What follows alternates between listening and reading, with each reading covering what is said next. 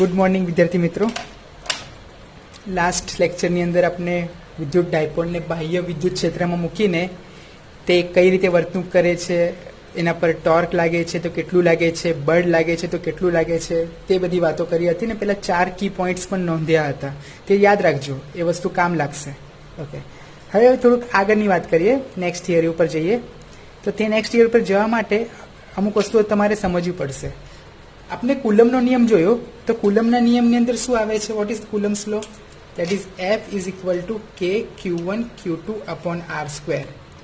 Okay, આ simple નિયમ છે જેની અંદર બે વિદ્યુતભારો હોય છે, એક હોય છે Q1, એક હોય છે Q2, અને આ બંને વચ્ચે જો અંતર R હોય તો Q1 દ્વારા Q2 પર અથવા તો Q2 દ્વારા Q1 પર જે બળ લાગે છે તે બળ શોધવા માટેનું આ સૂત્ર છે. પછી આપણે એ પણ જોયું કે બે કરતાં વધારે બળ હોય ત્યારે કુલમનો નિયમ ડાયરેક્ટલી લાગુ પાડી શકાતો નથી, બરાબર? ઓકે, અને પછી આપણે સંપાતપણાનો સિદ્ધાંત જોયો કે બે કરતાં વધારે વિદ્યુતભારો હોય, ઓકે, Q1 છે, Q2 છે, Q3 છે, Q4 છે, Q5 છે, Q6 છે, ડોટ ડોટ ડોટ. ઓકે, તો પછી આ બધા વિદ્યુતભારો મતલબમાં ધારો કે Q3 ને ટાર્ગેટ કરું તો Q1 Q2 Q4 Q5 Q6 દ્વારા Q3 પર લાગતા બળ માટે શું કરવાનું?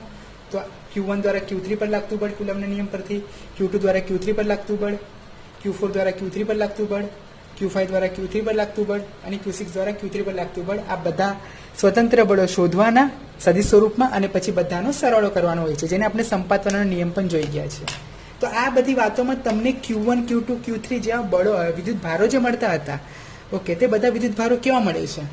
તે બધા વિદ્યુત ભારો તમને સેપરેટલી મળે છે. તમે જોઈ શકો છો કે Q1 ક્યાં છે, Q2 ક્યાં છે, Q3 ક્યાં છે, Q4 ક્યાં છે. ઓકે, પણ જનરલી વ્યવહારમાં તમને આ રીતે Q1 Q2 એવી રીતે સેપરેટલી જોવા ખૂબ જ ઓછા મળશે. ઓકે, ધારો કે અત્યારે તમને એક લોખંડની અહીંયા શીટ દેખાય છે, ધારો કે, ઓકે, તો વિદ્યુતભાર અહીં ને અહીં એવી રીતે ડિસ્ટ્રીબ્યુટ થયો આખા પ્લેન પર, આખા ઉપર વ્હાઇટ જે ભાગ દેખાય છે એ બધી જ જગ્યા પર એ ડિસ્ટ્રીબ્યુટ થયેલો હશે, એટલે કે વિતરણ થયું હશે. તો આ પ્રકારના વિતરણમાં એટલે વિદ્યુતભારનું જે વિતરણ થયું હશે, જેને આપણે સતત વિદ્યુતભારનું વિતરણ કહીએ છીએ. ઓકે, સતત વિદ્યુતભાર વિતરણ.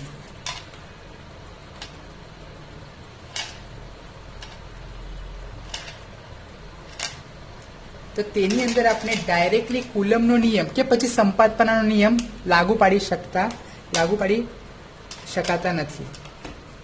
કેમ એવું? કારણ કે કુલમનો નિયમ કાં તો પછી સંપાતપણા નિયમની વાત કરીએ તો તેની અંદર જે અત્યારે જ મેં બતાવ્યું તે પ્રમાણે સૂત્રમાં જે આવે છે કે Q1 Q2 upon R square.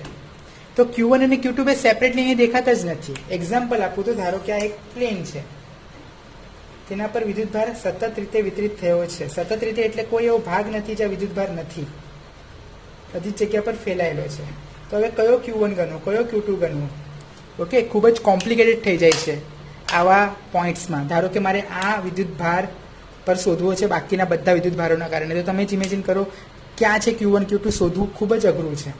Okay, near to impossible છે. ધેટ્સ વાય આપણે આ ફક્ત Q1 Q2 વાળા સૂત્રથી કામ ચાલશે નહીં. તો આપણે કંઈક નવું વિચારવું પડશે. ઓકે, અને તે નવું જે કંઈક વિચારવાનું છે તે છે વિદ્યુતભાર ઘનતા.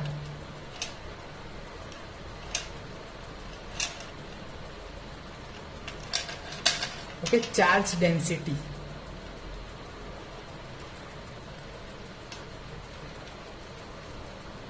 ચાર્જ ડેન્સિટી બોલો, વિદ્યુતભાર ઘનતા બોલો. ઓકે, તો આ નવા એક કન્સેપ્ટને આપણે પહેલાં તો સમજવો પડશે કે એક્ઝેક્ટલી આ વિદ્યુતભાર ઘનતા છે શું. તો ફર્સ્ટ ઓફ ઓલ ફક્ત ઘનતાને ફોકસ કરો. ઓકે, ઘનતાને ફોકસ કરીએ તો તમને એટલું તો ખ્યાલ છે જ કે ઘનતા એટલે શું. આપણે 11મા ધોરણની અંદર ઘનતા વિશે વાત કરી હતી ને ત્યારે પણ મેં તમને કીધું હતું કે જ્યારે પણ તમને ઘનતા નામની વસ્તુ આવે એટલે કે ડેન્સિટી આવે તો તમારે જોઈ લેવાનું એ જે તે રાશિના છેદમાં શું હશે? કદ હશે. ઓકે, નોર્મલી આપણે જે 11મા ધોરણની અંદર ભણ્યા છે તે M/V એટલે કે દળ ઘનતા, જેને રો કહીએ છીએ. આ છે દળ ઘનતા, પણ જનરલી એને ઘનતા બોલી દઈએ છીએ. ઓકે, એ જ રીતે જો અહીં ઉર્જા આવે તો ઉર્જાના છેદમાં કદ, તો આને કહેવાશે ઉર્જા ઘનતા. તે જ રીતે અહીં પ્રવાહ આવે, વિદ્યુત પ્રવાહ, તો તેને બોલવામાં આવશે વિદ્યુત પ્રવાહ ઘનતા. ઓકે, એટલે કહેવાનો અર્થ એવો કે જે તે ભૌતિક રાશિના છેદમાં કદ આવે તો એને શું કહીશું આપણે? એ ભૌતિક રાશિની ઘનતા. ઓકે, તો અત્યારે આપણા પાસે જે કન્સેપ્ટ આવ્યો છે તે શું છે? વિદ્યુત ભાર ઘનતા. તો તમે સમજ જ પડી ગઈ હશે વિદ્યુત ભાર ઘનતા એટલે શું? તો તે સિમ્પલી હશે, ઉપર હશે વિદ્યુત ભાર ને છેદમાં હશે કદ. બસ આને જ કહેવાય છે વિદ્યુત ભાર ઘનતા. ઓકે, વિદ્યુત ભાર ઘનતા વિશે ખબર પડી ગઈ. રાશિમાં શું આવશે? વિદ્યુત ભાર ના છેદમાં કદ, એને કહેવાશે વિદ્યુત ભાર ઘનતા. સિમ્પલ જ છે. ઘનતાનો કન્સેપ્ટ જો આપને ખ્યાલ હોય તો તેના પરથી જ બનાવેલું છે, કંઈ નવું નથી આ. ઓકે, તો વિદ્યુત ભાર ઘનતા આને કહેવાશે વિદ્યુત ભાર છેદમાં કદ. ઓકે, પણ વિદ્યુત ભાર ઘનતાના 3 પ્રકાર પડે છે. ઓકે, જુઓ કઈ રીતે. ફરી એકવાર વિદ્યુત ભાર ઘનતા.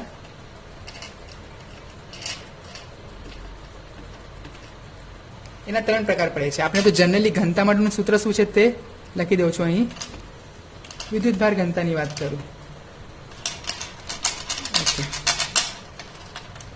વિદ્યુત ભાર ઘનતા નું સૂત્ર અત્યારે જ જોયું, વિદ્યુત ભાર છેદમાં કદ. આ યાદ રાખજો. ઓકે, હવે સેટ કરવાની ટ્રાય કરીએ. તો વિદ્યુત ભાર ઘનતાના 3 પ્રકાર છે. 3 પ્રકાર બનાવવામાં આવેલા છે. ફર્સ્ટ છે કે જ્યારે તમારી પાસે એક તાર જેવું હોય કાં તો એક રેખા જેવું હોય. ઓકે, બરાબર. આ કોઈ સાપ નથી, ફર્સ્ટ ઓફ ઓલ. હા, તો આ કોઈ તાર જેવી વસ્તુ આપેલી છે ને તાર પર સતત વિદ્યુતભાર વિતરિત થયો છે. નેગેટિવ પણ હોઈ શકે છે. આ તો આપણે આદત છે કે પોઝિટિવ ડ્રો કરવાનું, બાકી નેગેટિવ પણ હોઈ શકે છે. ઓકે, તો આ સતત વિદ્યુતભાર વિતરણ થયું છે એક તાર પર, એક રેખા પર. ઓકે, તો આની અંદર જ્યારે આપણે વિદ્યુતભાર ઘનતાને કન્સિડર કરીશું ને ત્યારે એને કહેવામાં આવશે રેખીય વિદ્યુતભાર ઘનતા.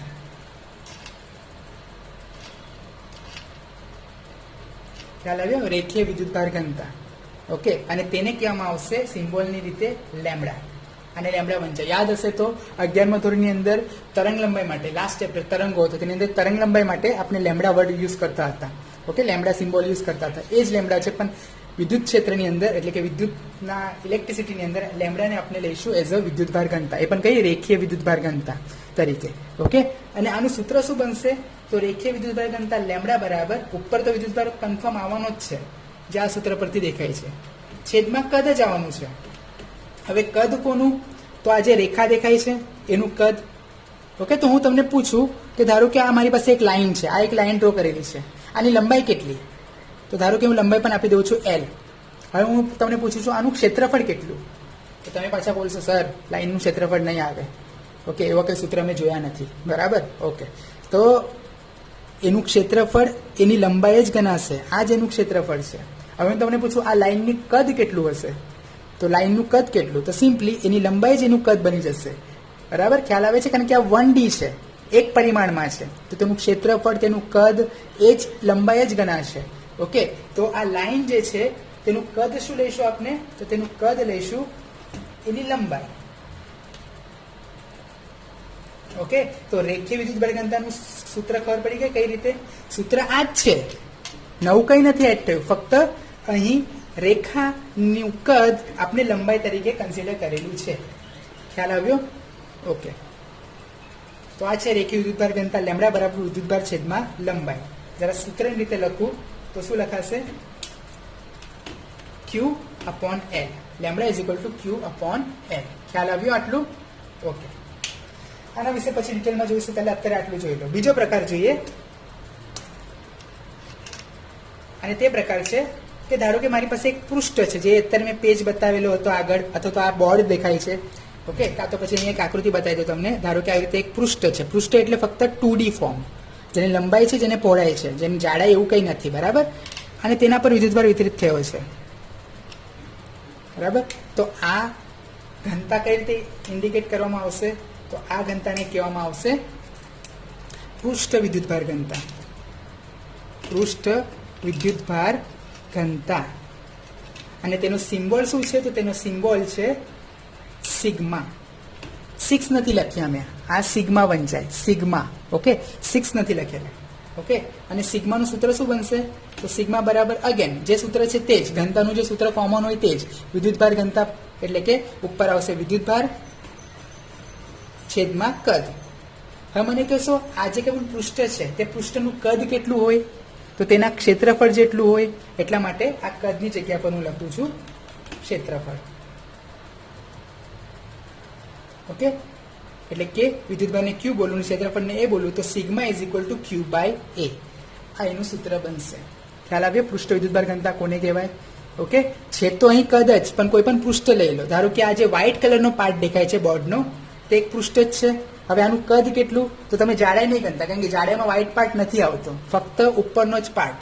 તો તેનું ક્ષેત્રફળ જ એનું કદ ગણાશે, એટલે અહીં કદની જગ્યા પર ક્ષેત્રફળ મૂકેલું છે. ઓકે, તો sigma is equal to Q by A. હવે વાત કરીએ ત્રીજા વિદ્યુતભાર ઘનતાની, જે જનરલ ઘનતા છે. કે ધારો કે મારી પાસે કોઈ પદાર્થ છે 3D ફોર્મમાં, અને તે પદાર્થ પર કોઈ પદાર્થ છે કોઈ પણ આકારનું, ઓકે, 3D ફોર્મમાં. હવે ધારો કે આ બોલપેન લઈ શકો છો, આ કપડું લઈ શકો છો, આ બધું 3Dમાં છે, અને તેના પર જો વિદ્યુતભાર વિતરિત થયો હોય, તો આ પ્રકારની ઘનતાને શું કહેવાશે? તો જે છે તે જ ઉપર કદ વિદ્યુતભાર ઘનતા, અને તેનો સિમ્બોલ જે જાણીતો છે તે જ રો. સિમ્બોલ શું રહેશે? એનો રો જ રહેશે, જે આપણે નોર્મલી ઘનતાઓ માટે વાપરીએ છીએ તે. અને આનું સૂત્ર શું બનશે? તો આમાં કોઈ ટેન્શન લેવાની જરૂર નથી. વિદ્યુતભાર ઘનતા બરાબર કદ વિદ્યુતભાર ઘનતા બરાબર વિદ્યુતભાર, જેને અત્યારે ડાયરેક્ટલી હું ક્યુ લખું છું, છેદમાં. હવે આનું ક્ષેત્રફળ એનું કદ નહીં બને, આની લંબાઈ આનું કદ નહીં બને. આ પોતે એક 3D ફોર્મ છે, તો 3D ફોર્મનું પોતાનું એક પર્સનલ કદ હોય છે, એટલે અહીંયા કદ જ આવશે, અને કદને હું લખું છું વી. તો આ થયું કદ વિદ્યુતભાર ઘનતા. તો ખ્યાલ આવી ગયો તમને? 3 પ્રકારની વિદ્યુતભાર ઘનતા હોય છે. એક હોય છે રેખીય વિદ્યુતભાર ઘનતા, એક હોય છે પૃષ્ઠ વિદ્યુતભાર ઘનતા, અને એક હોય છે કદ વિદ્યુતભાર ઘનતા. ઓકે, રેખીય વિદ્યુતભાર ઘનતા માટે લેમ્બડા બરાબર ક્યુ બાય એલ, પૃષ્ઠ વિદ્યુતભાર ઘનતા માટે લેમ્બડા સિગ્મા બરાબર ક્યુ બાય એ, અને કદ વિદ્યુતભાર ઘનતા માટે રો બરાબર ક્યુ બાય વી. બરાબર? હા, નો ડાઉટ એકમો થોડા અલગ હશે. જેમ કે વાત કરું તો આ ક્યુ બાય એલ, તો એકમ શું બનશે? આ લેમ્બડાનો એકમ બનશે ક્યુ, એટલે કે કુલમ, છેદમાં એલ એટલે કે મીટર. તો કુલમ પર મીટર આ એનો એકમ બને. ઓકે, આ એનો એકમ છે. સિગ્માનો એકમ શું બનશે? તો ઉપર છે કુલમ, છેદમાં છે એરિયા. એરિયા એટલે કે ક્ષેત્રફળ, અને ક્ષેત્રફળ એટલે કે મીટર સ્ક્વેરમાં મપાય. ઓકે, ચોરસ મીટર પણ બોલી શકો છો તમે, મીટર સ્ક્વેર, સેન્ટીમીટર સ્ક્વેર, મતલબમાં મીટર સ્ક્વેરમાં યુઝ થાય છે. તો આનો એકમ શું બનશે?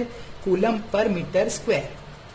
ઓકે, અને આ છે કદ વિદ્યુતભાર ઘનતા. તો આનો એકમ શું બનશે? ઉપર છે વિદ્યુતભાર એટલે કુલમ, છેદમાં વોલ્યુમ એટલે કે કદ. કદનો એકમ શું આવે? મીટર ક્યુબ, અથવા તો ઘન મીટર બોલવામાં આવે, metre cube.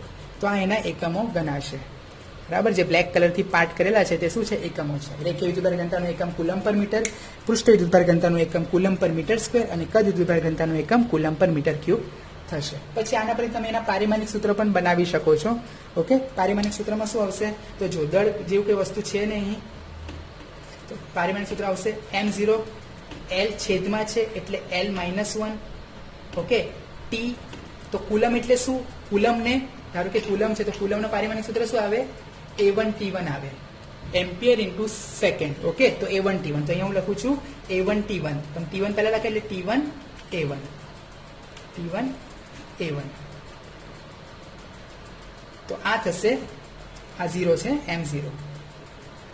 M0, L-1 T1A1. આ છે રેખીય વિદ્યુતભાર ઘનતાનો એકમ, પારિમાણિક સૂત્ર. પૃષ્ઠ વિદ્યુતભાર ઘનતાનું પારિમાણિક સૂત્ર શું બનશે? તો તે બનશે, એમ તો 0 જ રહેવાનો છે, કારણ કે કોઈ દળ નથી અહીં.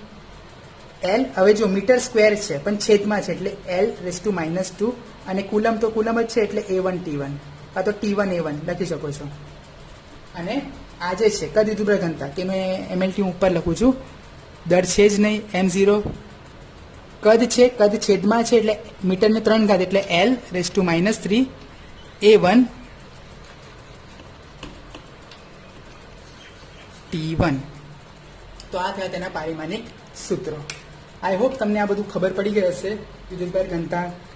હવે આનો ઉપયોગો કઈ રીતે થાય છે અને દાખલાઓમાં કઈ રીતે યુઝફુલ થશે તે વાત આપણે કરીશું.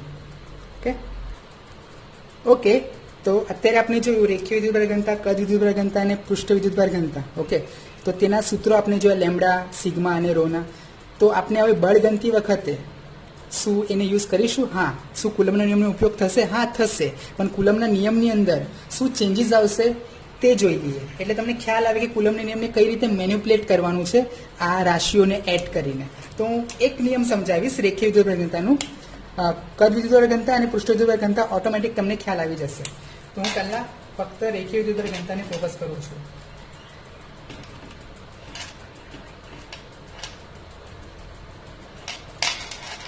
ઓકે, એના માટે ઇમેજિન કરો કે ધારો કે આ એક કાર્ટેશિયન કોર્ડિનેટ સિસ્ટમ છે અને આ એક રેખા છે જેના પર વિદ્યુતભાર વિતરિત થયો છે, સતત વિદ્યુતભાર વિતરિત થયો છે. ઓકે, અને આ એક બિંદુ છે, આ બિંદુ પર એક સ્મોલ ક્યુ નામનો વિદ્યુતભાર છે. આ વિદ્યુતભાર જે છે ટોટલ એ કેટલું છે? તો ક્યુ જેટલું છે, બરાબર. ઓકે, પણ પ્રોબ્લેમ શું છે? અહીંથી આખું ટોટલ વિદ્યુતભાર ક્યુ છે, પણ આ પોઈન્ટનો વિદ્યુતભાર આ બધું અલગ અલગ હોઈ શકે છે. સતત વિતરણ છે પણ સંમિત વિતરણ છે તે કહી શકાય નહીં. સતત તો છે પણ સંમિત અને અસમિત એ પ્રકારના પણ વિતરણ આવે. સંમિત વિતરણ કોને કહેવાય? તો ધારો કે આ રેખા છે, તો દરેક જગ્યા પર વિદ્યુતભાર સરખો હોય તેને કહેવાય સંમિત વિતરણ. અને અસમિત વિતરણ એટલે કે એટલે સંમિતપણું નહીં હોય તેવું વિતરણ. એટલે કેવું કે સતત વિતરણ તો થયું જ છે, કશે કોઈ જગ્યા ખાલી નથી, પણ અમુક જગ્યા પર થોડો વિદ્યુતભાર વધારે છે, અમુક જગ્યા પર થોડો વિદ્યુતભાર હજી વધારે છે, અમુક જગ્યા પર થોડો વિદ્યુતભાર ઓછો છે. તો આ પ્રકારનું જે અત્યારે વિતરણ દેખાય છે તે અસમિત વિતરણ કહેવાય. તો અત્યારે જે મેં રેખા લીધી છે તે સંમિત છે કે અસમિત તે ખ્યાલ નથી, એનું કોઈ ડિસ્કશન કરી નથી, એટલે આપણે અસમિત છે તેવું માનીને જ ચાલીએ. તો આ રેખા પરના વિદ્યુતભારના કારણે આ બિંદુ ક્યુ પર લાગતું બળ શોધવું હોય તો આપણી પાસે સિમ્પલી કુલમના નિયમ પ્રમાણે સૂત્ર શું છે? F = K Q1 Q2 upon R². હવે વાંધો એ આવે Q2 પર બળ લાગે છે ધારો કે, તો Q2 બરાબર Q તો હું લખી નાખીશ અહીં, ધારો કે અહીં હું Q લખી દઉં છું, પણ Q1 બરાબર શું લખું મારે? અહીં તો ઘણા બધા વિદ્યુતભાર છે, શું કેપિટલ Q લખીશ તો ચાલશે? ચાલો લખી જોઈએ, ચાલી જશે. હું ધારો કે કેપિટલ Q લખું છું. ઓકે, તો કેપિટલ ક્યુમાં ક્યુ ક્યાંથી, એટલે આ જે આર અંતર છે તે ક્યાંથી લેવાનું? શું અંતર અહીંથી લેવાનું? શું અંતર અહીંથી લેવાનું? શું અંતર અહીંથી લેવાનું? એટલે અહીંયા કન્ફ્યુઝન છે જ, એટલે તમારાથી કેપિટલ ક્યુ ડાયરેક્ટલી લઈ શકાશે નહીં.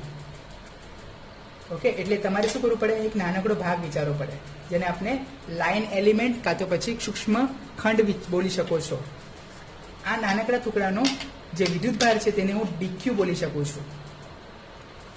ઓકે, સમજી લેજો આ કઈ રીતે રેખીય વિદ્યુતભાર ઘનતાને આપણે કુલમના નિયમની અંદર ફિટ કરીએ છીએ તે સમજાવું છું. ઓકે, તો આ નાનકડો એલિમેન્ટ જે છે તેને હું જે છે તેની લંબાઈ ધારો કે dl છે અને તેના પરનો વિદ્યુતભાર ધારો કે dq છે. ઓકે, નાના નાના તમને ખ્યાલ જ આવી ગયો હશે, dl dq લઈએ છીએ એટલે ખૂબ નાના નાના માપો છે. L પણ ખૂબ નાનું છે ને Q પણ ખૂબ નાનું છે. ટોટલ વિદ્યુતભાર કેટલો? તો કેપિટલ Q એ કન્ફર્મ છે, પણ આ નાનકડા ટુકડા પર dq જેટલો વિદ્યુતભાર છે અને જેની લંબાઈ dl છે.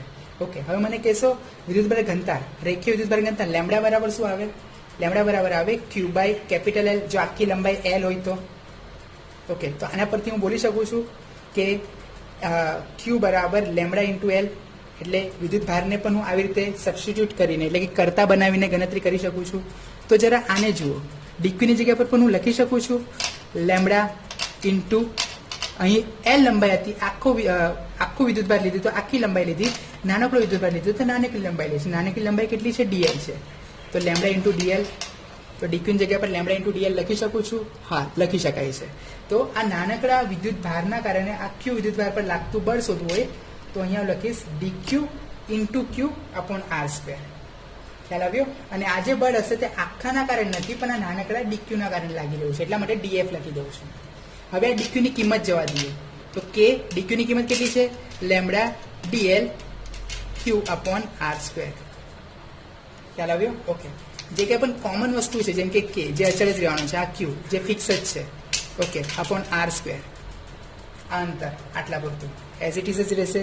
ઓકે, ના અંતર નહીં બદલા, કારણ કે અંતર અલગ અલગ જગ્યા પર અલગ અલગ હશે અને અંતરના કારણે તો આપણે ચેન્જ કર્યું છે. ઓકે, તો dq અને q અને k આ બંને બહાર નીકળશે અને અંદર રહેશે lambda dl upon R². Lambda પણ બહાર કાઢી શકો છો, પણ ક્યારે? જ્યારે સંમિત વિતરણ હોય ત્યારે. હવે આ પાર્ટ પર લેમ્બડા વધારે હોય, આ પાર્ટ પર લેમ્બડા ઓછો હોય, એટલે અંતર પર પણ લેમ્બડા આધાર રાખે છે. એટલા માટે આ લેમ્બડાને હું ફક્ત લેમ્બડા નહીં લખતા, હું લખું છું અહીં લેમ્બડા આર. આ આર ગુણાકારમાં નથી, આ ફક્ત શું ઇન્ડિકેટ કરે છે કે આર સ્થાન સાથે ધરાવતો લેમ્બડા. ઓકે, એટલે લેમ્બડા સાથે આરને ગુણવાનો નથી, આ ફક્ત એવું દર્શાવે છે કે આ જે લેમ્બડા જે છે તે આર સ્થાન સાથે ધરાવતી જગ્યાનો લેમ્બડા છે. ઓકે, એટલે કે કારણ કે આ સંમિત છે કે નહીં તે ખબર નથી, એટલે આપણે અસંમિત છે તેવું માનીને જ ચાલીએ છીએ. મેં ફરી એકવાર કહું છું, જો બધો જ વિદ્યુતભાર બધી જગ્યા પર સમાન રીતે વિતરિત થયો હોતો ને, એટલે કે સંમિત રીતે, તો પછી ફક્ત લેમડા લખતે ને લેમડાને આપણે બહાર પણ કાઢી શકતે અને એવું કરી શકાય છે.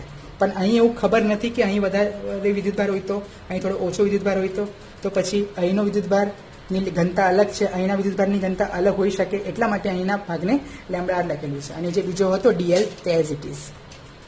તો આ છે ડીએફ. અને પછી આપણે જ્યારે એફ શોધવાનો હશે તો આપણે ખબર જ છે ડીએફનું શું કરવાનું હોય છે, સંકલન કરવાનું હોય છે. અહીં રેખા સંકલન થશે. ડીએફની કિંમત લખું છું જે આ છે તે કે ક્યુ. ઓકે, અહીં સંકલન નહીં આવે અત્યારે, તો ડીએફ જ છે. હવે સંકલન આવી ગયું છે ને lambda R upon R square DL. હવે કે ક્યુ કોમન કાઢો, બહાર કાઢી દો એને, અને અંદરનું જે કંઈ પણ છે તેને સંકલન કરીને તમે જવાબ મેળવી શકો છો. તો આવી રીતે કુલમના નિયમની અંદર જે Q1 Q2 હતા તેની જગ્યા પર આ પ્રકારના ટર્મ્સ એડ થઈ ગયા છે. અને ધારો કે તમને એવું પૂછાય કે આ રેખા, અહીં કોઈ વિદ્યુતભાર નથી આપ્યો, અહીં કોઈ બિંદુ જ છે ખાલી, કોઈ બહારનો વિદ્યુતભાર નથી, તો આ રેખા પરના વિદ્યુત ભારોના કારણે આપેલા બિંદુ પર લાગતું વિદ્યુત ક્ષેત્ર શોધવું છે. તો સૂત્રમાં શું ફરક પડશે? માઇનર ફરક પડશે ફક્ત.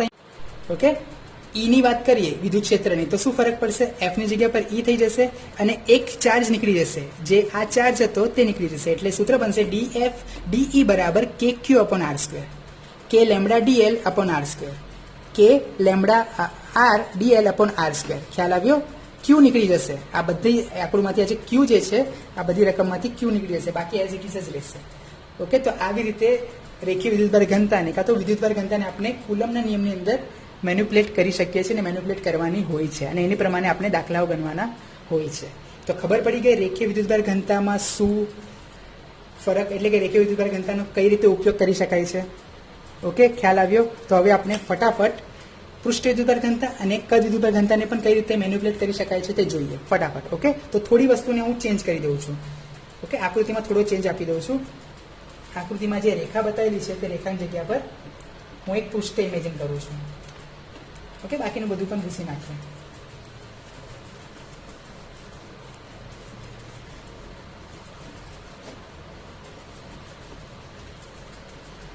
ઓકે, વાત કરીએ પૃષ્ઠ વિદ્યુતભાર ઘનતાની.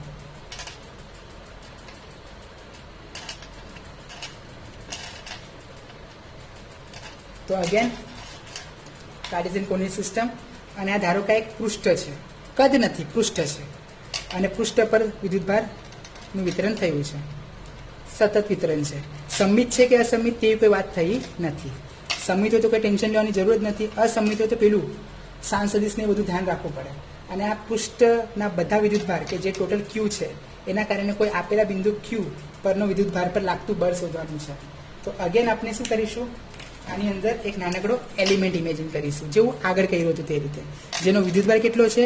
ડી ક્યુ છે, ડી ક્યુ છે, અને જેનું ત્યાં શું હતી? લંબાઈ હતી, એટલે ડીએલ લીધી હતી. અહીં શું છે? એક નાનકડું પૃષ્ઠ છે, એટલે કે પૃષ્ઠખંડ છે, એટલા માટે આને ડી એક ક્ષેત્રફળનું પૃષ્ઠખંડ છે.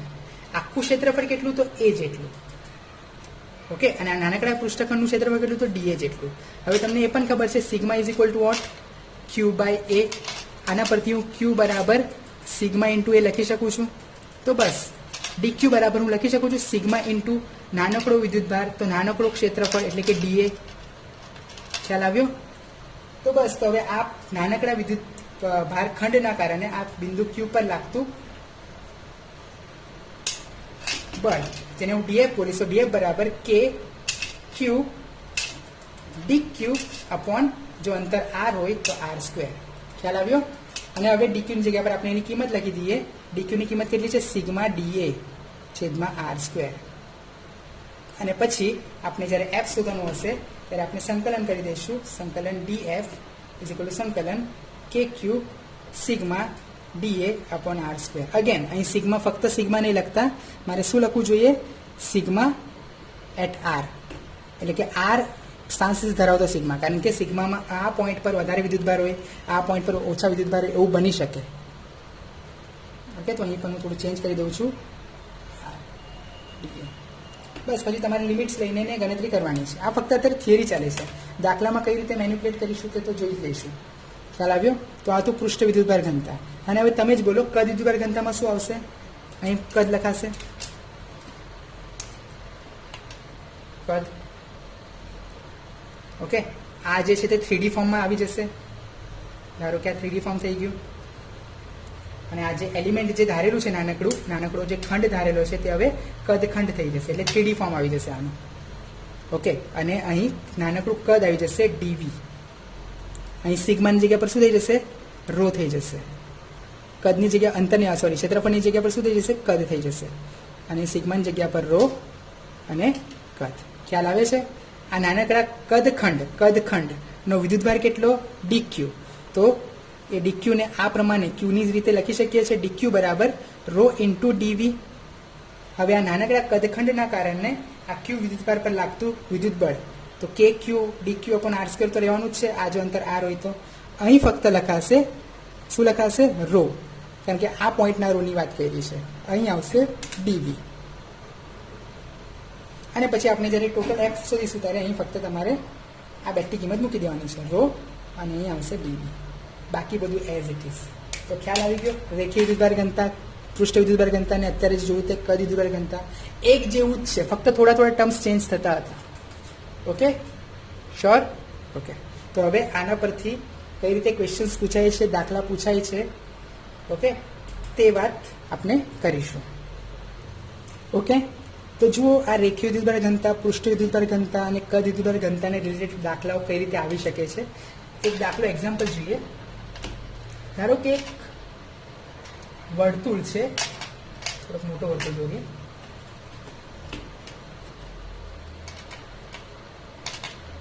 એક્ઝામ્પલ, એક વર્તુળ છે, ઓકે, જેની ત્રિજ્યા ધારો કે આર છે, સ્મોલ આર. બરાબર, વર્તુળ એટલે તમને ખબર છે ફક્ત બોર્ડર હોય, બરાબર? ઓકે, બોર્ડરની વાત ચાલે છે, એટલે એક તાર જ છે એવું માનીને ચાલો, તારને આવી રીતે વર્તુળાકાર વાળેલી છે અને જેની ત્રિજ્યા આર છે. ઓકે, કાં તો પછી એ લઈએ, ક્વેશ્ચનમાં એ હોય તો એ લઈએ, આર લઈએ, તમારા પર, એટલે ક્વેશ્ચન પર છે, ડિપેન્ડ કરે. ઓકે, અને આ જે વર્તુળ છે તેના પરિઘ પર, એટલે કે જે તાર દેખાય છે તેના પર વિદ્યુતભારનું વિતરણ થયું છે, બરાબર? વિતરણ થયું છે, પણ એ કેટલું છે તે કીધું નથી, પણ તેની વિદ્યુતભારની રેખીય ઘનતા લેમ્બડા આપેલી છે, અને લેમ્બડા ઇઝ ઇક્વલ ટુ છે એક લેમ્બડા 0 cos સ્ક્વેર થીટા. શું આપેલું છે? Lambda 0 cos square theta. અને તમને પૂછેલું છે કે આખા તારનો વિદ્યુતભાર કેટલો હશે. ઓકે, ખ્યાલ આવ્યો? તો જુઓ હવે આને કઈ રીતે ગણતરી કરવાની છે. આમાં બળ નથી પૂછેલું, ઓકે, ટોટલ વિદ્યુતભાર પૂછેલું છે, જેને આપણે ક્યુ બોલીશું. એ ટોટલ ક્યુ કેટલું હશે તે ગણવાનું છે. એક હિન્ટ પણ આપેલી છે. હિન્ટ બાયોલોજી વાળા સ્ટુડન્ટ્સ માટે સ્પેશિયલી છે. મેથ્સ વાળાને તો વિકલન સંકલન બહુ સારી રીતે આવડે છે. તો હિન્ટ લખું છું, 0 થી 2 પાઈ cos square theta D theta હોય તો તેની કિંમત તમારે લઈ લેવાની પાઈ. જો તમને આવો ટર્મ દેખાય અંદર તો તેની કિંમત પાઈ લઈ લેવાની છે. ઓકે, ચાલો તો સ્ટાર્ટ કરીએ. તો આના માટે મારે ફરી એકવાર એક નાનકડો એલિમેન્ટ ઇમેજિન કરવો પડે. એક નાનકડો ખંડ, આટલો ખંડ ઇમેજિન કર્યો, જેનો વિદ્યુતભાર ધારો કે ડીક્યુ છે, જેની લંબાઈ ધારો કે ડીએલ છે. ઓકે, અને આ નાનકડા ચાપ જેવું લંબાઈ દેખાય છે, સીધી લંબાઈ નથી, થોડી વક્રાકાર છે, એટલે ચાપ જેવી લંબાઈ છે, એટલે અહીં કેન્દ્ર આગળ એક ખૂણો બનાવશે. એ ખૂણાનું નામ હું આપું છું D theta. Okay, D theta નામ આપું છું. તો હવે આ જે વિદ્યુતભાર જે છે એ ડીક્યુ જો બોલું તો ડીક્યુ બરાબર સૂત્ર શું આવે? ડીક્યુ બરાબર વિદ્યુતભાર ઘનતા, અત્યારે રેખીય વિદ્યુતભાર ઘનતા, એટલે માટે રેખીય વિદ્યુતભાર ઘનતા ગુણ્યા લંબાઈ. લંબાઈ કેટલી છે? તો ડીએલ છે, તો લેમ્બડા ઇન્ટુ ડીએલ થાય. યાદ કરો આ થિયરી આગળની, ડીક્યુ બરાબર લેમ્બડા ઇન્ટુ ડીએલ થઈ શકે. ક્યુ હશે તો ક્યુ બરાબર લેમ્બડા ઇન્ટુ ટોટલ એલ, આખી લંબાઈ આવતે. અને આખી લંબાઈ કેટલી થશે? આખા વર્તુળનું પરિઘ, જેને 2 પાઈ એ બોલીશું. પણ અત્યારે આપણે નાનકડો ચાપ જેટલો ભાગ વેચેલો છે, નાનકડો, એટલે લેમ્બડા ઇન્ટુ ડીએલ થશે. હવે અહીં જરા જુઓ, ડીએલ એટલે શું? તો આ ચાપ, આ નાનકડી ચાપ, જે એક નાનકડી લંબાઈ છે.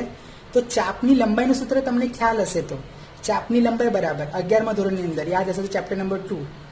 ઓકે, નોર્મલી 10મા ધોરણની અંદર પણ ચાપની લંબાઈનું સૂત્ર આવે છે, જે છે ચાપની લંબાઈ બરાબર પાઈ આર થીટા છેદમાં 180 યાદ હશે તો. પણ આપણે થોડું 11મા ધોરણમાં આવી ગયા છે અને ખ્યાલ આવી ગયો છે કે પાય અને 180 જો રેડિયનમાં ગણીએ તો 180 ને પાય જ લખાય એટલે આ કેન્સલ થઈ જશે.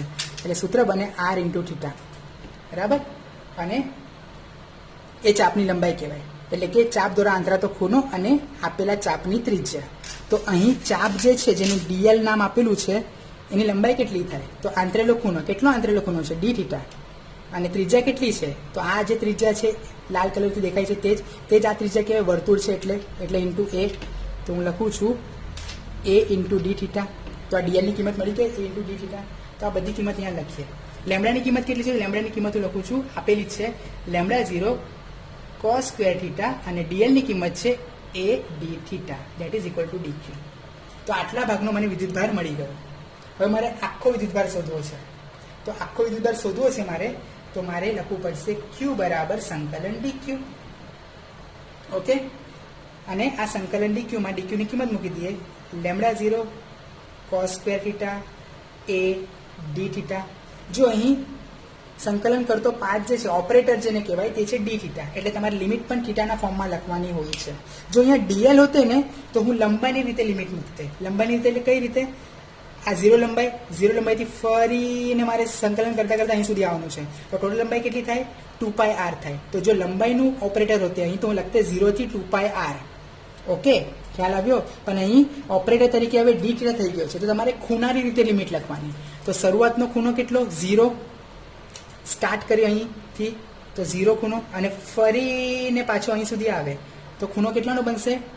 360નો. અને એને હવે 11મા ધોરણમાં ભણી ચૂકેલા છો તો 360ને શું લખાય? 2π લખાય. તો લિમિટ ખબર પડી ગઈ, આવી રીતે લખવામાં આવે છે.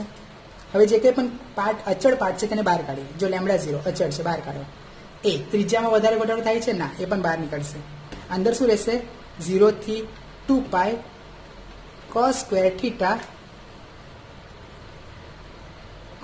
Theta D theta. અને જો અહીંયા હિન્ટ આપેલી છે 0 થી 2π લિમિટ હોય, cos square theta D theta હોય તો એની જવાબ શું લખવાનું? તમારે પાય લખી દેવાનો. એટલે આખાનો જવાબ શું લઈ લેવાનો છે? તમારે પાય લેવાનો છે. તો લેમડા 0 એ અને આનો જવાબ આવ્યો પાય. તો આ છે ટોટલ વિદ્યુતભાર આખા પરિઘ પર જે હશે તે. તો ખ્યાલ આવ્યો દાખલા કઈ રીતે આવી શકે છે. ઓકે, આવી રીતે જ પૃષ્ઠ માટે પણ પૂછી શકે છે, આવી રીતે જ કદ માટે પણ પૂછી શકે છે. ઇન શોર્ટ કહેવાનો અર્થ એવો કે તમારે પહેલાં નાનકડો ખંડ વિચારી લેવાનો. પૃષ્ઠ વિદ્યુતભાર હોય તો પૃષ્ઠખંડ વિચારવાનો, કદ વિદ્યુતભાર ઘનતા આપેલું તો કદખંડ વિચારી દેવાનો. ત્યાં અહીં લેમડાની જગ્યા પર સિગ્મા આવશે કાં તો પછી રો આવશે. અને જો સિગ્મા આવે તો અહીં ડી એ લખાશે, અને રો આવશે એટલે કે કદ વિદ્યુતભાર ઘનતા આવશે તો અહીંયા ડીવી આવશે. તો તે પ્રમાણે તમારે કદની બધી સેટલમેન્ટ કરવાનું. એમાં કંઈક ને કંઈક પાર્ટ મળી જશે અને તે પ્રમાણે તમારે ગણતરી કરવાની હોય છે. ઓકે, ધારો કે આમાં બળ પૂછશે તો તમે આનાથી ક્યુ તો શોધી નાખ્યો છે. એ ક્યુ પછી બેઠો તમે અંદર કે Q1 Q2 upon R સ્ક્વેરમાં Q1 બરાબર જે એના પર બળ લાગે છે તે, Q2 બરાબર જે આ બળ ક્યુ શોધ્યો છે તે મૂકી દેતે એટલે તમને એનો પણ જવાબ મળી શકે છે. કહેવાનો અર્થ એવો કે આ જે રેખીય વિદ્યુતભાર ઘનતા જે છે તે કઈ રીતે યુટિલાઇઝ થઈ છે દાખલાઓની અંદર, એને કઈ રીતે પ્રેઝન્ટ કરવાની હોય છે તેનો આ એક દાખલો તમને દર્શાવી દીધો છે. Okay, all the very best. Next લેક્ચરની આપણે રાહ જોઈશું. ઓકે.